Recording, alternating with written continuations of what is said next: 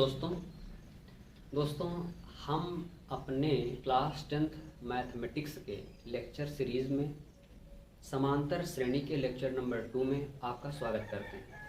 आप सभी दोस्तों का स्वागत है। दोस्तों, उम्मीद करते हैं कि आप लोग जो है समांतर श्रेणी के लेक्चर सीरीज फर्स्ट से बहुत कुछ आप लोग सीखे होंगे और आप लोगों में ये भी उत्सुकता होगी कि सेकंड वीडियो कब तक लाया जाए। ठीक है, तो दोस्तों हम लोग सीक्वेंसली हर एक चीज़ को सीखने की कोशिश कर रहे हैं और सीखेंगे भी। इसमें किसी भी प्रकार की कोई समस्या उत्पन्न होने वाली नहीं है। हाँ, ये कि थोड़ा सा टाइम का इशू है, देखते हैं, लेकिन हमारा वीडियो हफ्ते में 1 से 2 दिन 3 दिन ही केवल आप लोगों को मिल पाएगा। इस चीज़ का अभी हमें भी थोड़ा दुख है, लेकिन आगे हम लोग ट्राई करते हैं। चलिए दोस्तों, आइए आज हम लोग जो है उसके आगे कंटिन्यू करते हैं। ठीक है, आइए देखते हैं।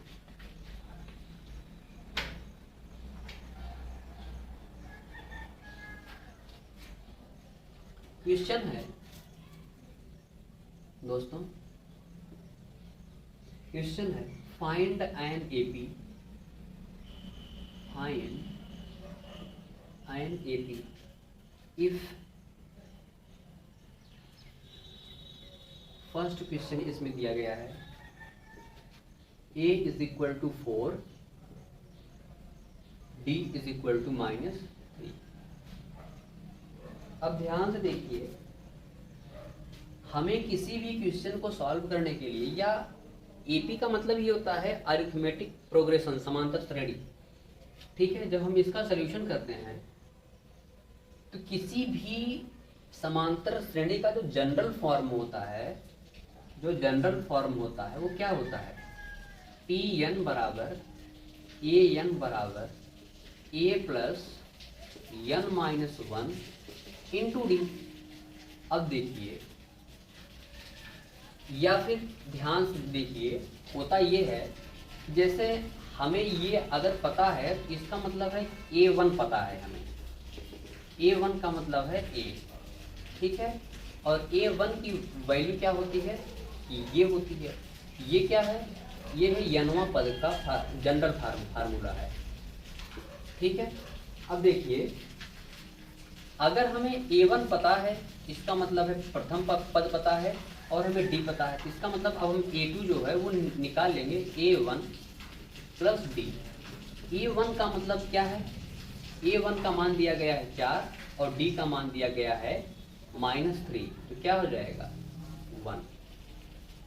a3 का मान a2 plus d is equal to, a2 का मान क्या है? 1 है, और d का मान है -3, तो क्या हो जाएगा? -2। ठीक है, इसका मतलब यह है कि बड़े में से छोटा घटाओ, बड़े का चिन्ह लगाओ। हरदम ध्यान देंगे, जब असमान चिन्ह हो तो बड़े में से छोटा घटाएंगे और बड़े का हम चिन्ह लगाएंगे। जैसे यहाँ पे 1 और 3 में बड़ा क्या है? 3 है, तो 3 में से 1 को घटा दें, क्या मिलेगा? 2। चिन्ह 3 का क्या है? माइनस है, इसलिए माइनस कर देंगे। इसी प्रकार a4 बराबर a3 plus d is equal to, a3 क्या है? -2 निकला है, -3, ये हो जाएगा -5, डॉट डॉट डॉट। ठीक है दोस्तों, ऐसे ही हम लोग बहुत सारी वैल्यू जो है फाइंड कर सकते हैं। यहाँ पे हमने लिखा था a, देखते हैं b क्या है। b जो है वो कह रहा है a is equal to -1, d is equal to 1/2। ठीक है, आइए इसको भी देखते हैं। इसका मतलब है कि प्रथम पद पता है और उसका सार्वांतर पता है। a1 is equal to a is equal to -1, a2 is equal to a1 plus d होता है। a1 का मान -1 है, प्लस 1/2 है। ठीक है, और जब इसमें से इसको घटाएंगे तो क्या हो जाएगा? -1/2। ठीक है, a3 is equal to a2 plus d, a2 का मान -1/2, प्लस 1/2 इज इक्वल टू क्या हो जाएगा 0। A4 is equal to A3 plus D is equal to क्या हो जाएगा A3 0 है प्लस 1/2 इसकी वैल्यू क्या हो जाएगी 1/2। ऐसे ही हम और भी कई पद ज्ञात कर सकते हैं। ठीक है,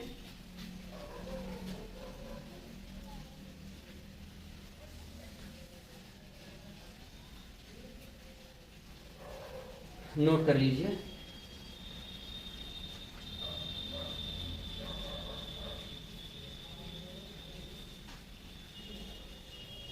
आइए दोस्तों, हम लोग एक थ्योरम सॉल्व करते हैं।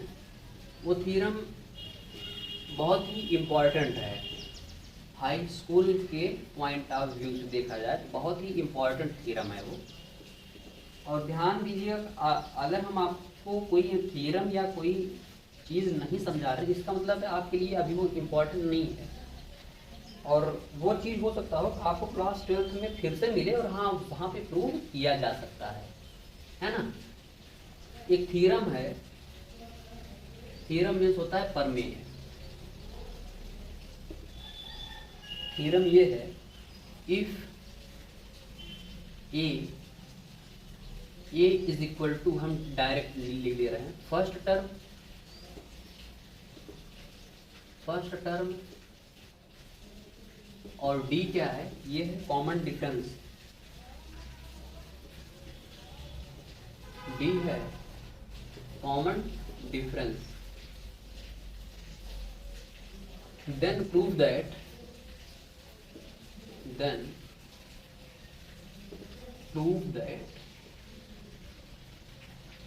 जनरल फॉर्म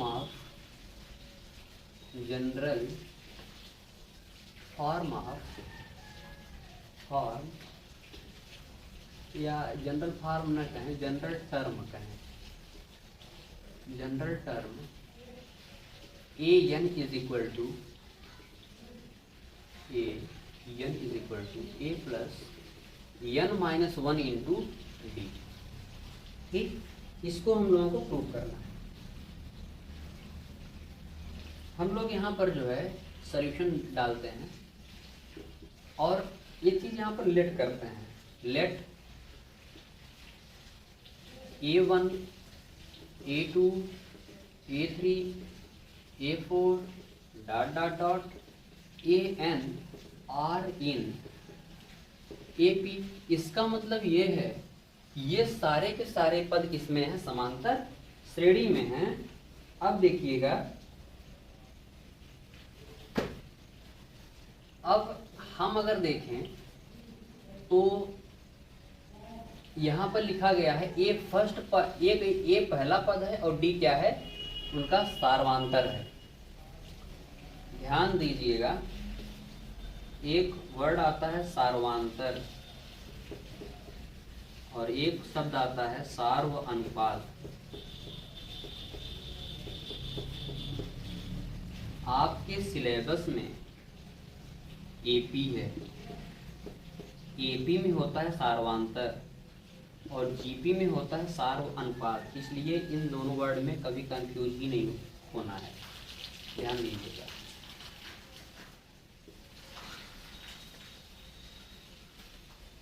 अब देखते हैं A1 का मान क्या होता है, प्रथम पद A, इसका मान क्या हो सकता है A प्लस 1-1 इंटू डी। भाई हम इसको क्या लिख सकते हैं, अच्छा ठीक है ऐसे लिख सकते हैं A प्लस 0 इंटू डी। अब क्या लिख सकते हैं इसको A प्लस 1-1 इंटू डी। ठीक, इसी प्रकार से अब हम अगर A2 लिखना चाहें, ये हो जाता है A1 प्लस डी। इसका मतलब है A प्लस क्या हो जाएगा 2 minus A plus D is equal to A plus 2-1 into D. A3 is equal to A2 plus D, या हम इसको क्या लिख सकते हैं A plus 2D is equal to A plus 3-1 into D. ठीक है। A4 is equal to A3 plus D is equal to A plus 3D कर सकते हैं, is equal to A plus 4 minus 1 into D. दोस्तों क्या आप लोग देख रहे हैं कुछ? यहाँ पे 1 2 3 4 और किसके अकॉर्डिंग? इसके अकॉर्डिंग 1 2 3 4 चेंज हो रहा है कि नहीं? इसका मतलब ये है अगर ये चीज ऐसे हमें मिल रही है, हम कहीं ना कहीं जब हम यनवा पर लिखेंगे इसको A n is equal to क्या लिखेंगे? A n minus 1 plus D, और इसको क्या लिख सकते हैं? A plus n minus 1 into D. ठीक, और यहाँ पर हम लोग क्या लिख सकते हैं? ए प्लस यहाँ पे यन है तो लिख देंगे यन माइनस 1 इंटू डी। ये दोस्तों यही है आपका जनरल फार्मूला, इससे ही हम लोगों को जो है प्रूव करना था।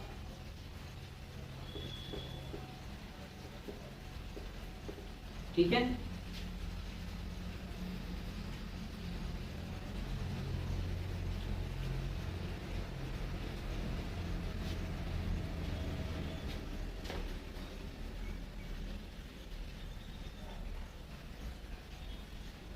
उम्मीद करता हूँ कि आप लोग जो है इसे समझ पा रहे होंगे।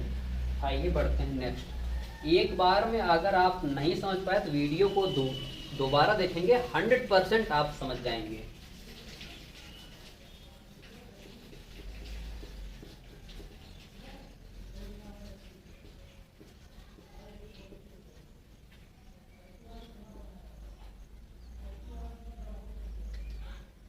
चलिए अब हम लोग इस पर बेस्ड जो कुछ क्वेश्चन करते हैं। क्वेश्चन देखते हैं। दिया गया है हम लोगों को T5 is equal to T5 plus T9 is equal to 72 और दिया गया है T7 प्लस T12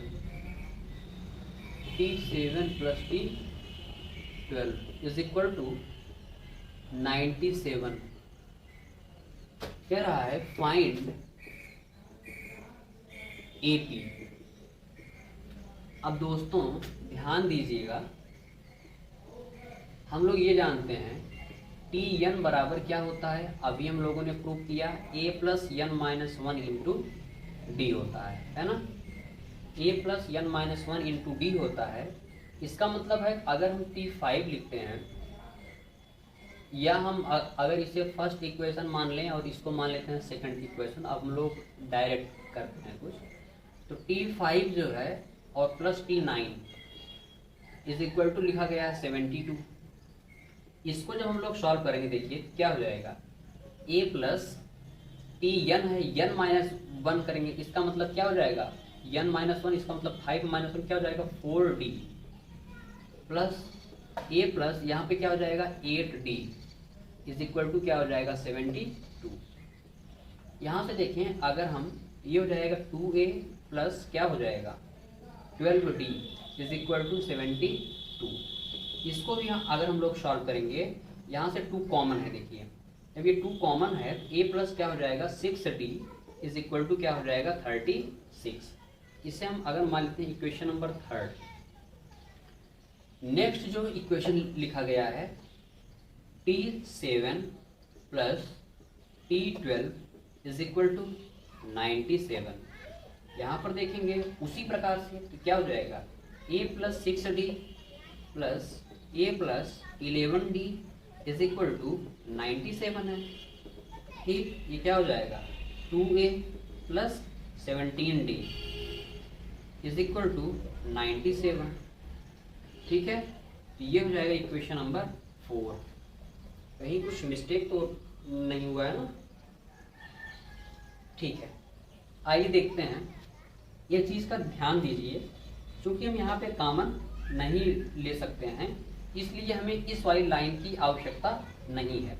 तो लिख दिए हैं वो ठीक है, कोई दिक्कत नहीं है, लेकिन हम लोग अपना जो इक्वेशन है तो हम लोग बना लेंगे इसको, ठीक है। अब इन दोनों इक्वेशन को हम लोग सॉल्व करते हैं। सॉल्व कैसे करना है, तो इसको हम लोग कर देंगे इक्वेशन 4 माइनस इक्वेशन 3। इसका मतलब है 4 में से 3 को हम लोगों को कम करना। देखिए, और जब हम इक्वेशंस को माइनस करते हैं तो हम लोग क्या करते हैं, प्लस मतलब लेफ्ट से लेफ्ट को और राइट से राइट को माइनस करते हैं ना। देखिए 2a से 2a क्या हो जाएगा, कैंसिल। 17d माइनस 12d तो हो जाएगा 5d is equal to 97 minus 72 बन जाएगा ये 25। जब ये 25 हो गया तो 5 बन जा 5, 5 5 जा 25, d इज इक्वल टू बन जाता है 5। दोस्तों अगर हमारे पास d की वैल्यू 5 है तो हम किसी भी इक्वेशन में इसको पुट कर देंगे तो हमें जो है a का मान मिल जाएगा। आइए यहाँ पर रखते हैं। देखिए d की वैल्यू अगर हम 5 रखते हैं तो 6 और 5 क्या हो जाएगा 30।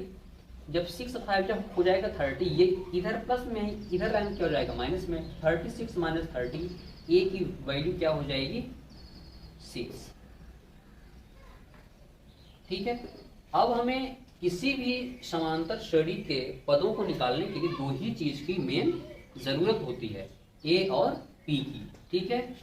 अब देखिए फर्स्ट टर्म कैसे निकालेंगे, a1 is equal to a होता है, a का मान क्या हो जाएगा 6, a2 क्या होता है a प्लस d होता है, तो क्या हो जाएगा 6 प्लस 5 इज इक्वल टू 11।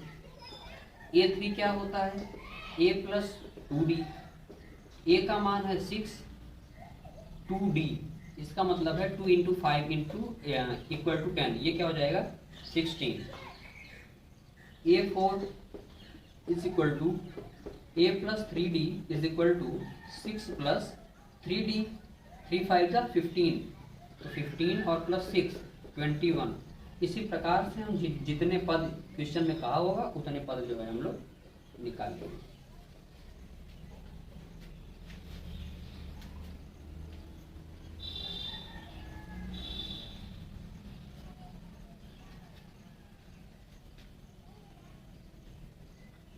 आइए दोस्तों नेक्स्ट हम लोग क्वेश्चन देखते हैं।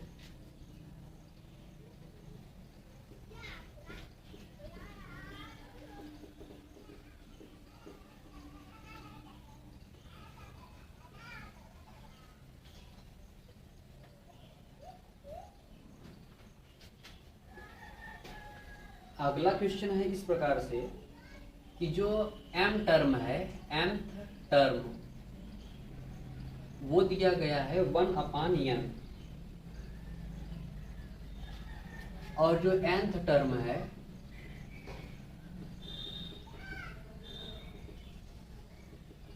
वो दिया गया है 1/m। कह रहा है प्रूव दैट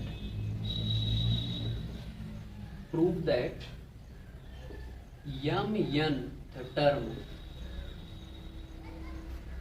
टर्म जो है वो क्या हो जाएगा 1 हो जाएगा। ऐसा हमें प्रूव करने के लिए कह रहा है। आइए देख लेते हैं सॉल्यूशन। देखिए tn बराबर क्या होता है a plus n minus 1 into D होता है। देखिएगा यहाँ पे mth टर्म की बात कर रहा है। अगर हम यहाँ पे लिखेंगे tm इज इक्वल टू क्या हो जाएगा a plus m minus 1 into D, फिर tm की वैल्यू उसने दे रखी है क्या 1/n is equal to a plus m minus 1 into D. इसे हम इक्वेशन नंबर फर्स्ट मान लेते हैं। अगला क्वेश्चन nth टर्म क्या दिया गया है 1/m, तो nth टर्म हम लोग लिखे ही हैं, ये होता है, हम लोग डायरेक्ट कर देते हैं 1/m is equal to a plus n minus 1 into D. ये हो जाएगा इक्वेशन नंबर। दोस्तों अगर हम लोग इक्वेशन नंबर फर्स्ट में से इक्वेशन नंबर सेकंड को माइनस कर देंगे तो हमें डी की वैल्यू मिल जाएगी। देखिएगा कैसे। Equation first minus equation second. तो फर्स्ट माइनस सेकेंड कर रहे हैं, इसका मतलब है 1 minus N minus 1 upon M is equal to क्या हो जाएगा, ये माइनस ये करेंगे, दोनों प्लस में है ना, ये कैंसिल हो जाएंगे, तो बचेगा क्या, m minus 1 into D minus n minus 1 into D. इसको थोड़ा सा सॉल्व कर लीजिए, m minus N upon M N is equal to, यहाँ पर देखिए d कॉमन है तो d को कॉमन कर लीजिए, बचेगा क्या, m minus 1 minus N plus 1। यहाँ से देखिए ये इससे कैंसिल हो रहा है, यहाँ पे क्या हो जाएगा, d ब्रैकेट में m minus N is equal to m minus N upon M N. ठीक है, इस m माइनस एन से ये वाला m माइनस एन कैंसिल हो जा रहा है, d इज इक्वल टू निकल जा रहा है m n। ठीक है, अब जो हम लोग mnth टर्म फाइंड करेंगे उसका भी तो पहला पद ए ही होना है। देखिए इसमें जो है T M N is equal to क्या हो जाएगा, A plus bracket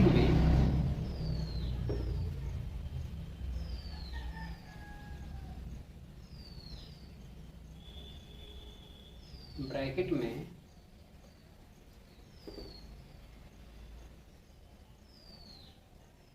M N minus 1 into D हो जाएगा ना।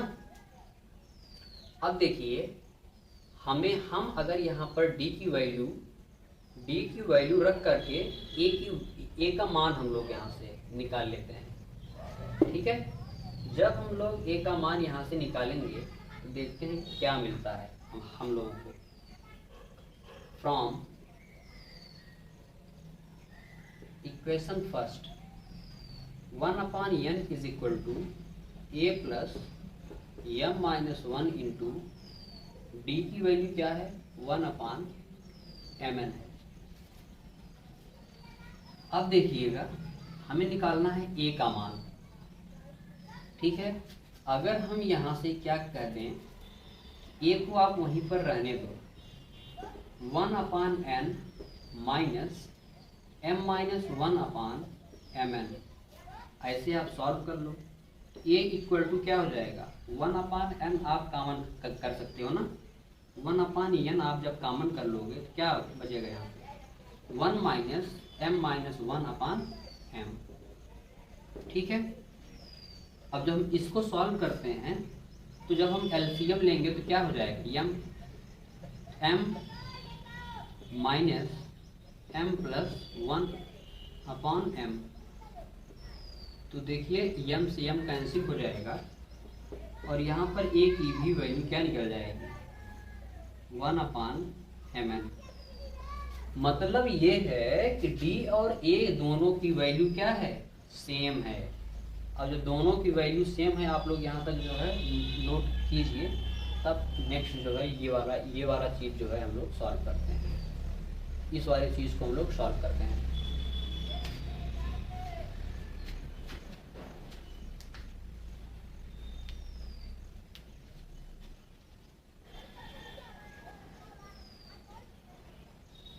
हाँ दोस्तों, आइए हम लोग जो है सॉल्व करते हैं। तो a की वैल्यू क्या आ गई, 1 अपॉन एम एन। मतलब a और d की वैल्यू क्या है, दोनों की सेम ही है। अब देखिए